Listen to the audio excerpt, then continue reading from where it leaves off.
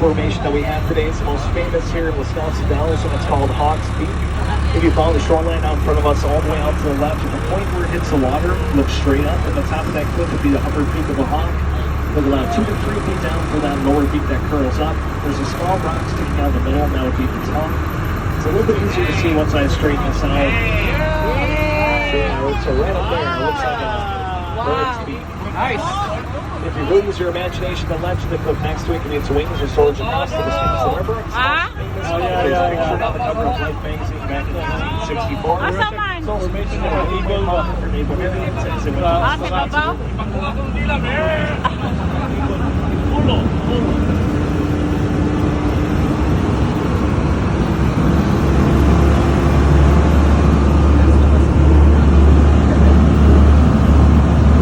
Okay ka no? Asaman ka na? Bird. Oo, bitaw na. Pwede na. Oh, hi! Babay mo nila. Babay. Nakakit nila ni Sakyan.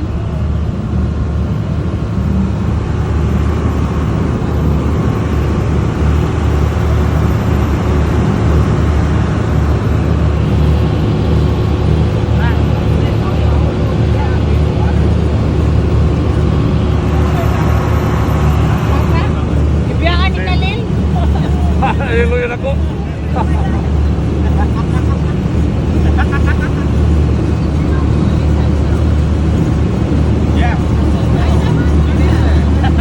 Christina! Aso Helen?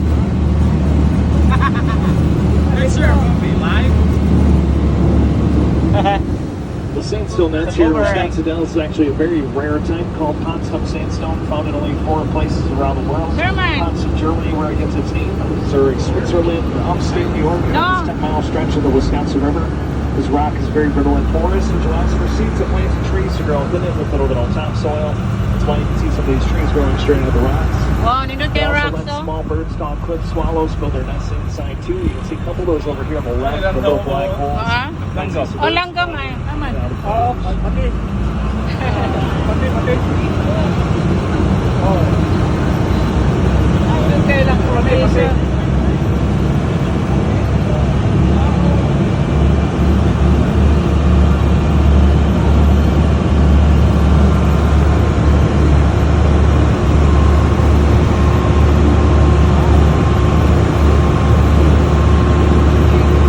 Saan mo na ilahang ko ano? Ano ba? Hindi na ito, kailangan namin Ah, tingali no no? yung mga kahoy. Ah.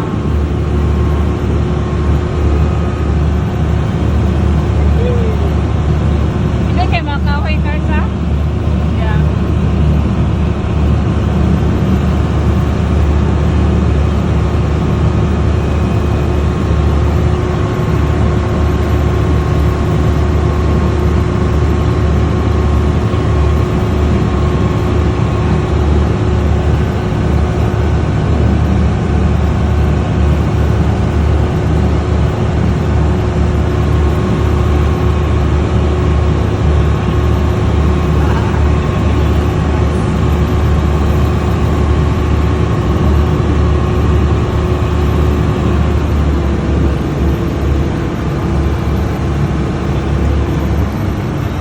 As you probably already noticed, the Wisconsin River has a bit of a brownish color to it next to tannic acid, which are a big come from tamarack swamps in northern Wisconsin. But tannic acid sounds bad and has no effect on the wildlife. It's also with some products that we use today, like tea, coffee, and Coca-Cola.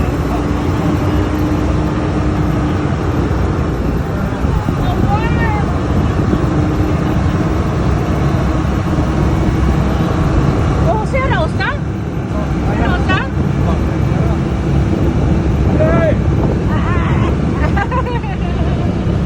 Si Rosa oh? Kasi kayo?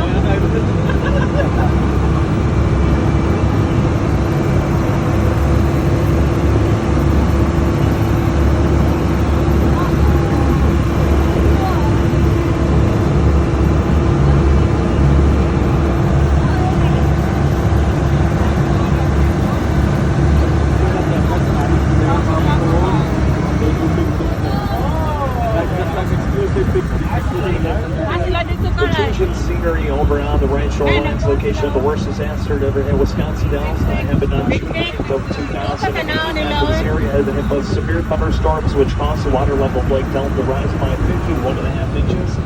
Dam can no longer let enough water through the lake started to overflow and swept up all the soft sand between the lake and the river, creating a breach. It took 2.5 hours for the entire 267-acre lake to drain. As all that water came into the river, then rose up to this tree line here on the left side. The entire breach cost the city around $3.6 million in damages. Oh?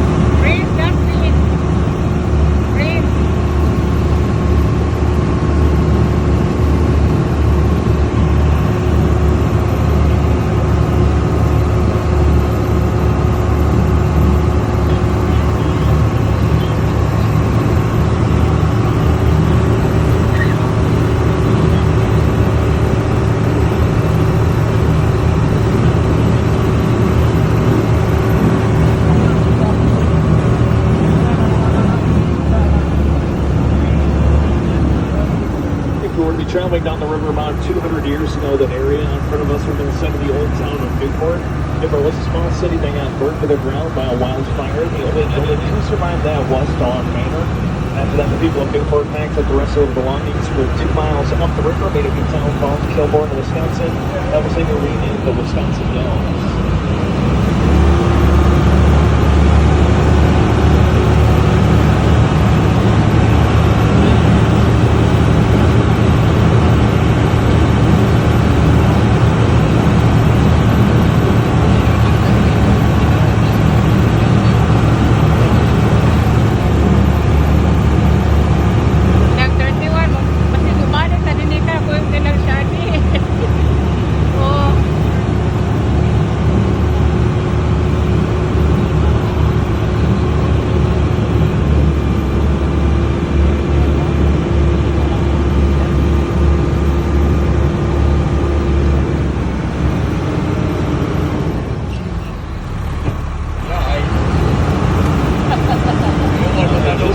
The wheels for our first name for just landing at Delm Creek, the main water source of Lake Delm.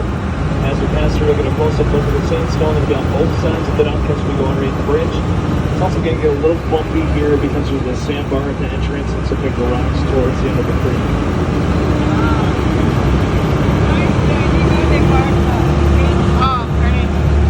Bro, kung saan na tanis bukid, bro?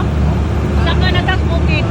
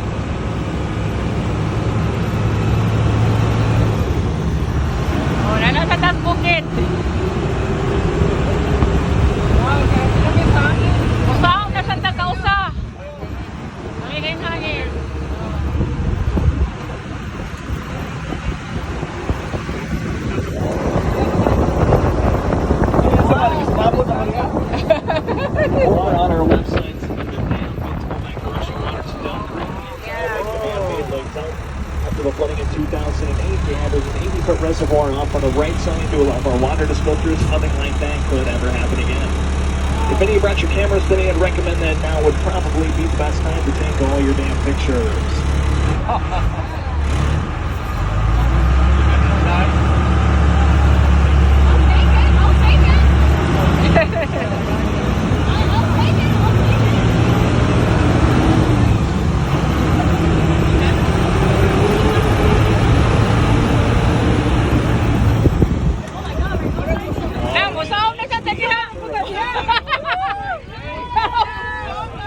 Going one of two ways. We can go in slow like we did the first time, or go in fast for a splashdown.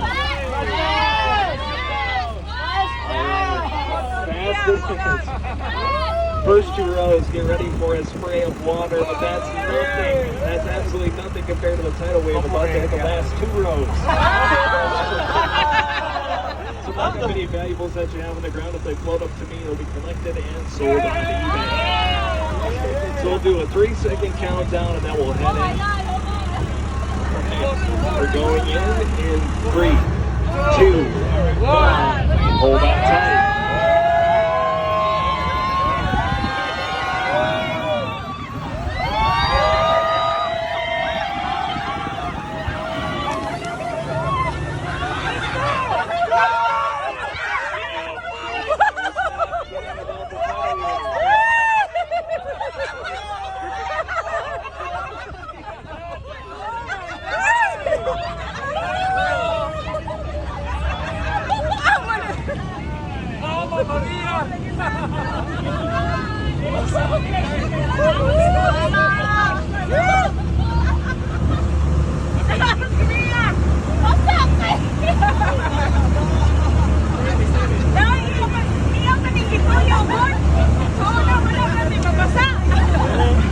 Tanangin siya. Kapilit ta, hinay ba? Kusog pa gito bag.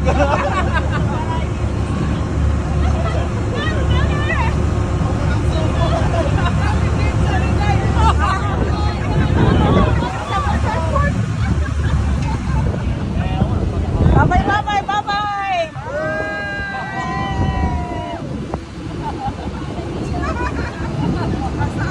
Basaan ako eh!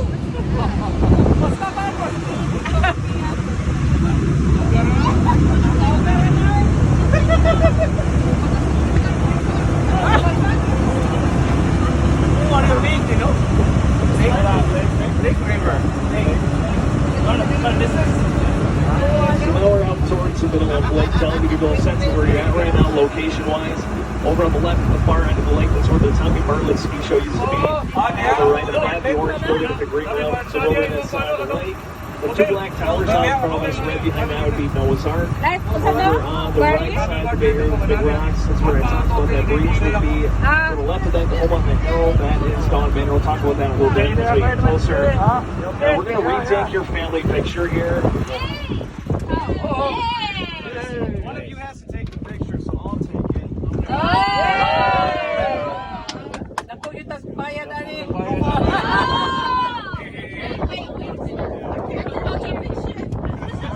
Klaro oy! Ako malibataan eh!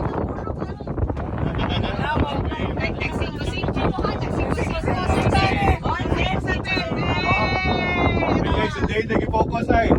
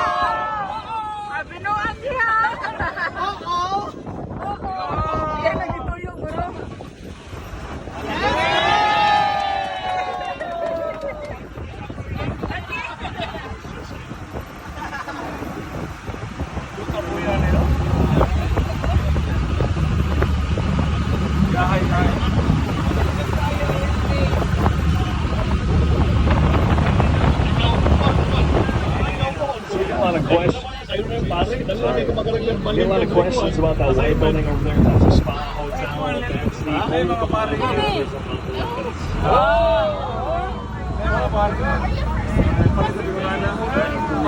Owner of Mount Olympus? Wow. Saan na Owner sa Mount Olympus. Piha din no? Puro mag-mansion? Owner sa Mount Olympus. Oh.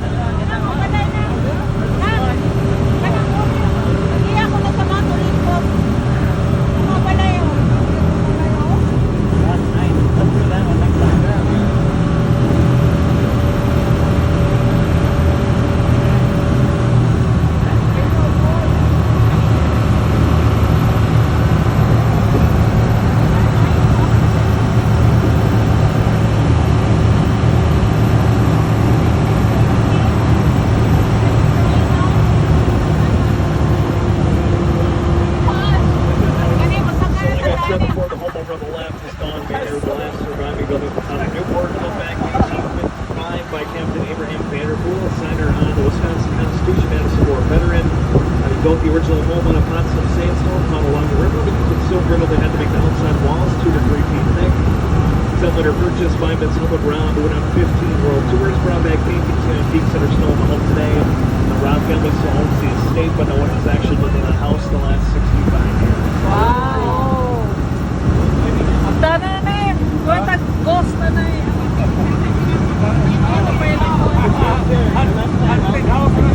Wala niya din ako yun, no? Nanay na buko. Ha? Yung buko. Sa kuno na yung kuno na. Ha? Istorya na. Kana ang owner kuno ana. Kana 1965 ilang ipakuan wala ini palit. Ato doon wala ini palit ana. Pwede pa So rin? wala na ni sulod yung ka. Outside na lang. Ay, padaw na sa Lano. Padaw na sa ka.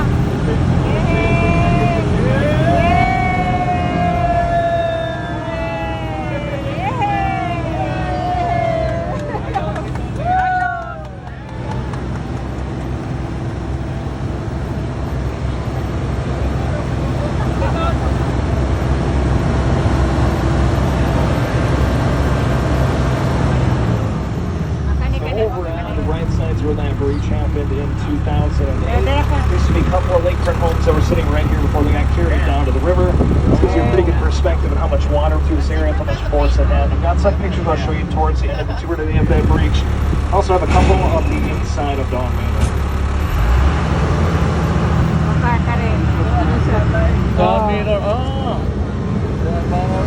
Balik na sa Dasbukid.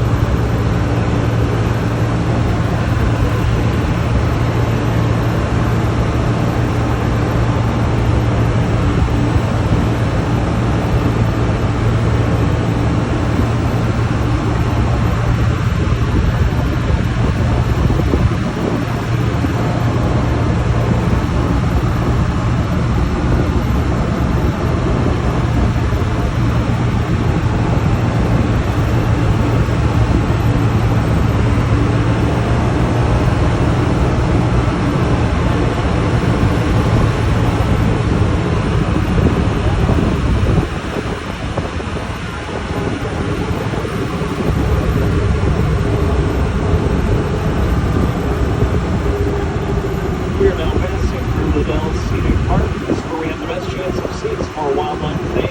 There's deer, turkeys, squirrels, raccoons, rabbits, possums, birds, coyotes, lions, tigers, bears, oh my. If you happen to see any lions or bears, just point them out to me so I can do my best to swerve and hit that. If you're wondering, Grand, why would you want to hit a lion or a bear? Well, that's because all of us here, the original Wisconsin Dog Star diehard Green Bay Packer fans.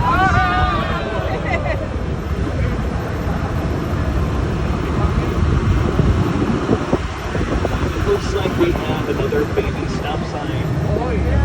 Baby It's got a little little story that Very goes with small. it. So when I was doing my training, I pulled up to the same spot right here and thought to myself, why is there even a stop sign here if there's no traffic? So I came up with this great idea all by myself. Instead of stopping at that stop sign, I would just slow down and go right around that turn. Great idea. It turned out to be a real bad decision after I found out that my boss, Dan, was watching me from right behind that big tree right there. So as soon as I get back down to the shop, he says to me, Grant, we need to have a talk. So I go into his office and I tried to explain to him that since there's no cars and no traffic in the woods, there's no need for a stop sign back there when you can easily just slow down. He says to me, well, I'll show you why it's important. So we hop into his red Suburban Drive all the way back up here, and he ripped that stop sign out of the ground, and I thought I was going to get my way. But instead he turned and he started hitting me over the head with it. I was yelling, Dan, stop, stop, stop. And he looks at me and says, Grant, should I stop or should I just slow down?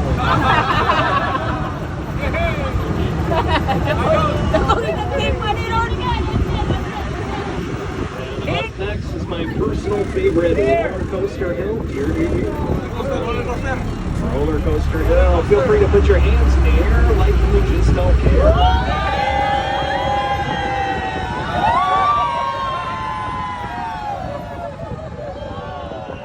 Take that, Six Flags.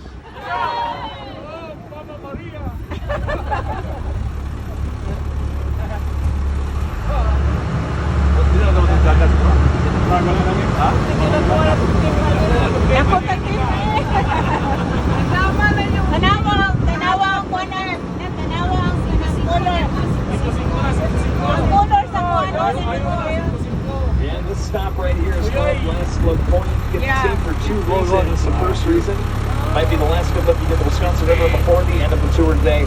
If you follow that left shoreline all the way to where the river starts to bend, that sandy beachy area is where we started the water portion of today's tour at Echo Point. Echo Point. The second way it gets its name is because we're about to go down a very steep hill. This actually might get pretty scary here, so you may just want to cover your eyes. To mention that today is my first day right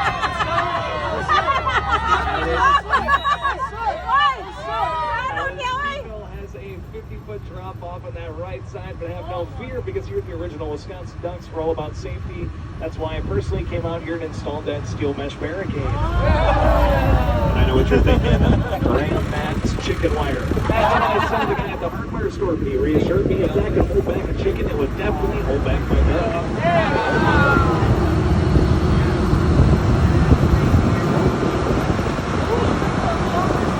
Over on the left side, this is Lake Michelle. It was founded back in 1943 for the sole purpose of the repopulation of Wisconsin state bird, the mosquito.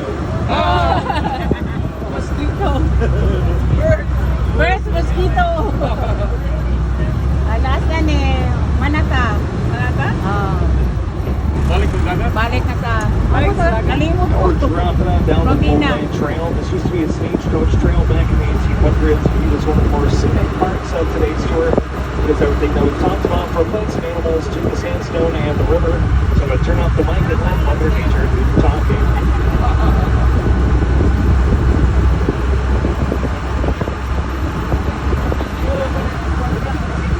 Eh ako, di ako. Oy, paano ka? Mayroon mag-asa.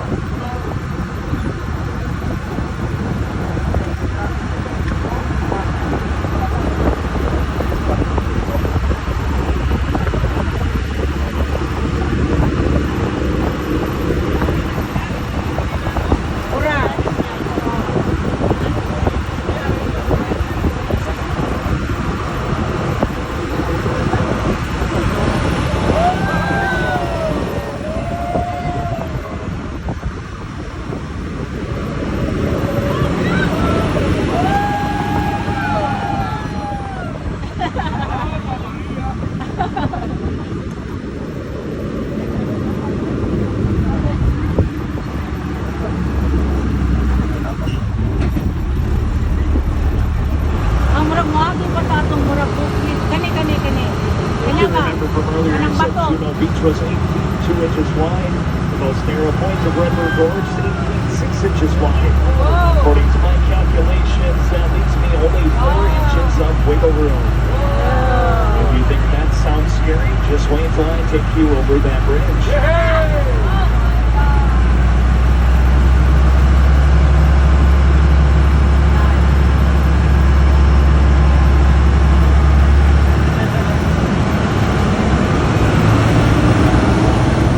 Iyo, kaya na, nagkabili ba? Ikin na yan, no?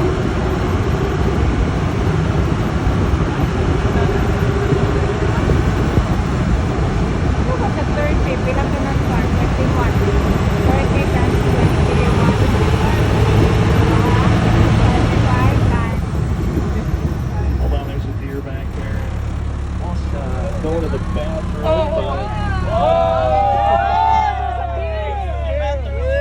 Hi, dear. Deer discretion is advised.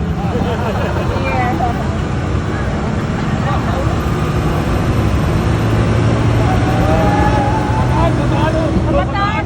Bataan! Gugos Pinduro.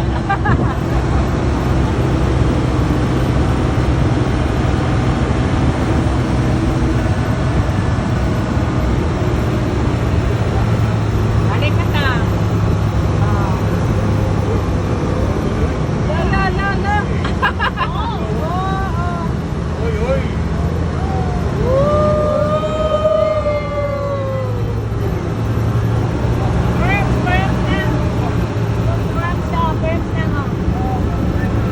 Now we're passing through Black Hawk Gorge, named after the famous Native American chief.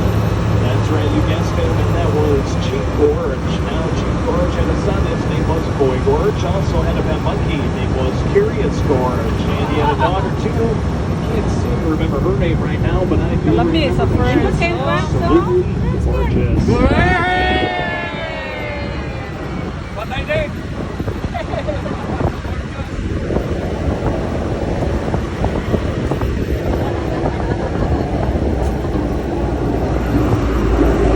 Yung tutol sa baday sila, bago ang bagusa.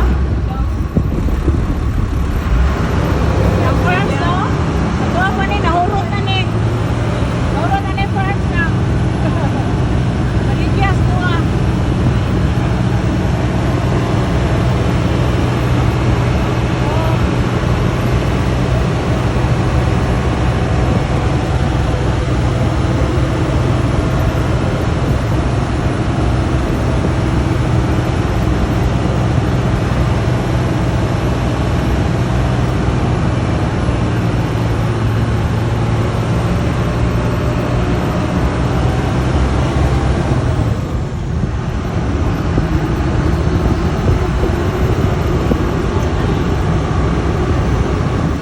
So since you guys were really fun, I'll give you a little bonus joke here. This is one that we typically use with like little kid groups, like kindergarten classes. So could anyone tell me why ducks have feathers? Ducks have feathers to cover their butt crack.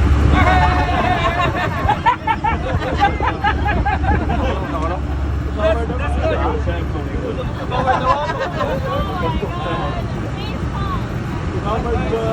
How's that funny? Cover sa usa?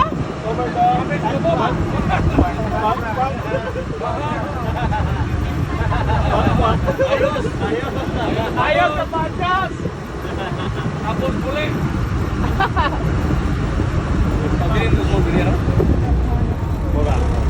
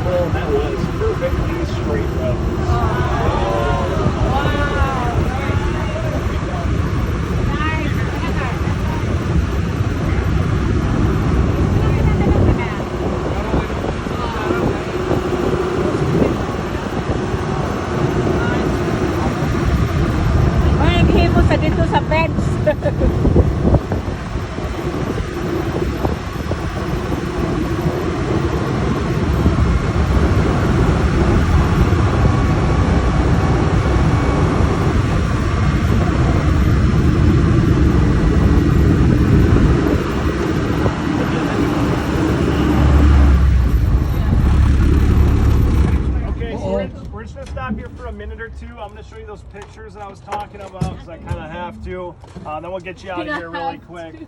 Okay. I don't know where I put that. Did anyone see that? I'm going crazy. Nasa pamaligya. You guys see pictures back there? Any pictures back there? Yeah. Pictures back. That's fine. They're actually. What's on me, Saturday? We won't get you in trouble. Can I grab that little box right here? There's a picture I want to show you anyways. It's kind of funny. Yeah. Mia, faster. Mia, faster. Mia, faster, Mia. Mia, faster. The big crate. Nice. Sa may nigig tambal. Ligya tambal yung kalugaw. Ligya magtambal. Just quick. So here's a picture of the breach we were talking about today. Oh. That's the duck trail we were driving across when I said I would show you these. Oh. And so then here's two of the homes that were claimed during that. Kind of tough to see towards the back, but you can look this stuff up later too. Here's a before, during, after. Wow. And then this is the inside of that old house in the lake that looks really bad. Whoa. The one the lake? Yeah, right where we came out of. Oh, yeah. I got a couple other quick ones here. This one's splashing down. If you didn't see Hawks Beak earlier, well, that's because it's not a good Yeah. picture either. But and here's some ducks during the World War II era. This one is in Italy in 1944. This next one's from France. And then the fun one in the back, this is actually me from 2 summers ago. Wow. Yeah, so I was going to pass this around quick so you can look at them because I don't look like that. So Is So your it's not cell even phone like- number behind it? Hey, it's not right like this. Slow down, slow down. Yeah. So I guess I'll just tell you a little bit about myself quick because you guys are passing that around. Sure. So my name is Grant Garrigan. I am not from the Dells. I'm actually from Portage, about 20 minutes southeast of here. I graduated in 2018 from Portage High School, and I just wrapped up my third year of school at UW La Crosse. I'm a public administration major, criminal justice minor. Otherwise, duck driver by trade. Not my first day. You should have figured that out by now. This is actually going to be my 4th summer here as a duck driver. Wow. Yeah, that's pretty much me. Work and school. So. That lady beside you is asking.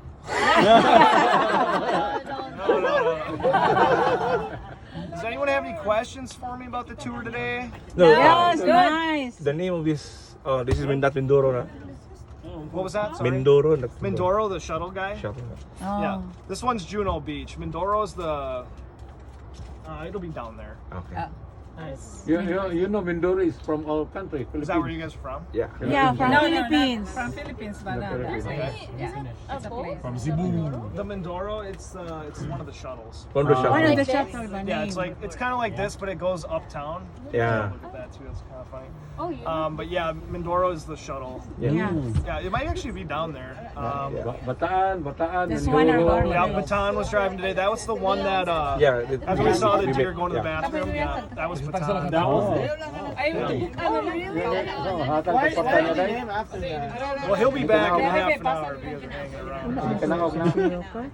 All right, we can Okay. start heading back now. Thank you, Brett. If there's anything else you want to ask me, just feel free to let me know as you're getting off, and that will wrap us up for today. Ayun, sige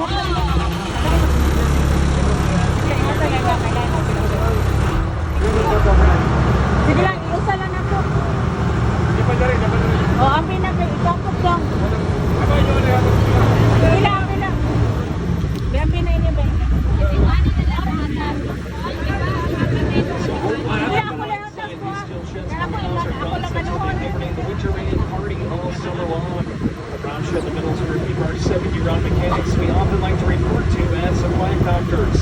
But just like a good doctor, they cannot always save the patient. So coming up on our left side, we do sadly have our duck graveyard. Mayday Rust in Pieces. On behalf of everyone here at the original Wisconsin Ducks, we'd like to thank you for choosing our tour today. If you'd like to have a good time, again, my name was Grant, and if you didn't, tell them you're over Kevin. We'll ask that everyone please remain seated as I pull back into that chute. I will be the first one off the duck, and I will let you know when we're all set to reload. And please enjoy the rest of your day here in the beautiful Wisconsin Dells. Thank you very much. Ha?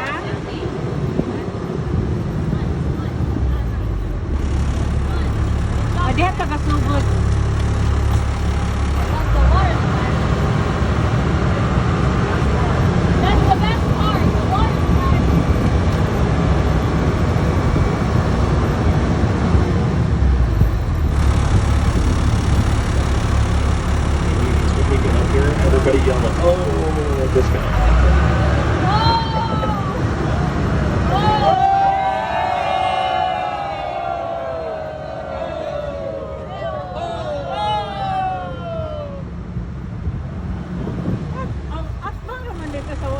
cars there. At Bangladesh. All right, thank you all again for riding with me today. As you all get up, watch.